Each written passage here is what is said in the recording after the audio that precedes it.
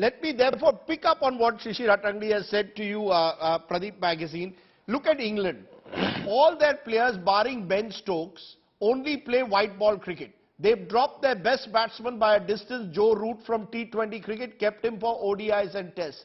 In India, God forbid, if you were to drop a Rohit Sharma or even a KL Rahul or dare I say a Virat Kohli, all hell would break loose, saying, all your best players must play all formats. Do you believe we need to reorient that, even have a new coach? Why should Rahul Dravid be pushed into coaching all formats? He could coach the test team, possibly ODI, and have someone else, possibly a foreign coach, as the Pakistanis, have foreign batting advisors, consultants in a Matthew Hayden. Maybe just change the way you approach T20, even in terms of managing the sport. Would you agree with that? Have a completely different team for T20 and treat it as a different sport to Test cricket. I completely agree, because we have no choice also. T20 cricket is very different from other formats. You need different players, you need even mediocrity here can be hugely successful because you don't have to play long. Any batsman capable on his day to hit 6 sixes in a over is a match winner rather than somebody hitting 100 with a strike rate of 110, 120, even 130. India needs to change, and because T20, I think, and everyone will agree, it is going to be the dominant factor in world cricket. No, but is India willing to change?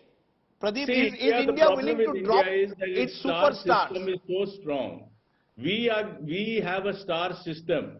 If Joe Root could be dropped, who scores very briskly, he even in Test cricket scores at run a ball, which in Test cricket is a phenomenal achievement. They dropped him. They don't have any Test cricketer apart from Ben Stokes, as you say, or Josh Butler. They included later in their Test team. But he's not the star player in their team. India needs to realize that T20 cricket is an entirely different ball game unless they focus on and get away with the star system. I think there are too many pressures that so-and-so is an IPL captain and a big player, he needs to play there, or so-and-so is a big player, huge player, the TV ratings would be there. There will be too many pressures in India because of the way the business model is and the money which is generated by advertisers and television. But India needs to realize that if they have to succeed at T20, IPL is not enough. IPL may become a grooming ground for foreign cricketers. They may experiment here because they are big cricketers. They go back and play for their countries, or their junior cricketers come there and learn here. But India needs to realize that if they have to succeed in T20 cricket, they have to get away with the star system and get away with the fact that treat T20 cricket like Test cricket. Oh, we need openers who stabilize, and then the middle order, and then T20 is a very different game altogether, and India needs to wake up. Would you agree with that also, Kirti Azad? Maybe we need maybe a foreign coach for T20 cricket, because it appears that countries like England are much more willing to experiment with the game, changing the way the game is being played. In India, it seems that we don't want to change the management for T20 or indeed the players. Would you would you be dropping some of the big names of Indian cricket and say, look, you play Test cricket, you're all legends in a way, but allow T20 to be played by this young, new, seemingly fearless generation that has much less to lose, and allow them to focus on white ball cricket? I wouldn't have taken quite a few to Australia who went with the team now to the World Cup.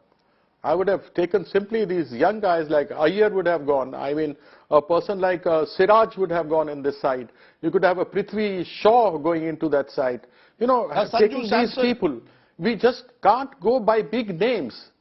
Sanju Samson, yes. I mean, you just can't go by big names that you bring in Mohammad Sami to replace Bumrah rather than Mohammad Siraj, who's been playing there for such a long time. So, it's very strange thinking about big names rather than you picking up horses for courses who've been there, who've been playing regularly, haven't been injured like Shami was. So you're saying pick much more younger players, but what about coaching Lalchand Rajput? Rahul Dravid is one of the greats of Indian cricket, but he grew up much more in the traditional game. Now if you look at the next generation, You know, they're just reinventing the game completely. Surya Kumar Yadav is a good example of what you can do if you reinvent batting style. Would you also, in a way, have separate coaches for T20 and Test cricket and ODI?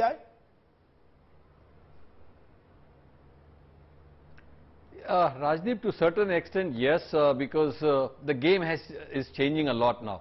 Because if you look at the 2007 World Cup and now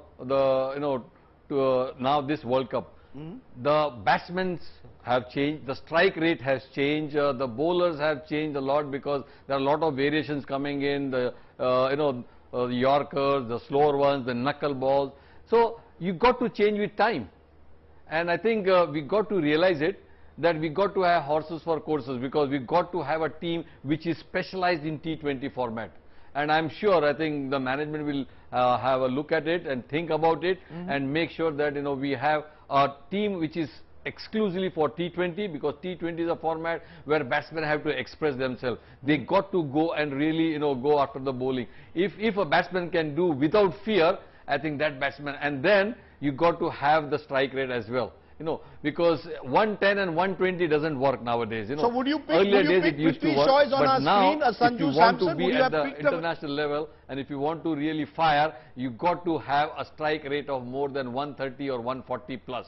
Then only the team can do. So you got to look at those players, those aspects, and make sure that you get the right combination. And plus, I think you got to look at the coaching aspect as well, because this is a format where you have to be up, I would say one step ahead of time, because you have to think, because there is no way that you can come back. In one day you can come back, in Test cricket you can come back, but in T20 it's very difficult. Every ball is an event, every over is an event, so you got to make better decisions, So you got to be one step ahead of making decisions.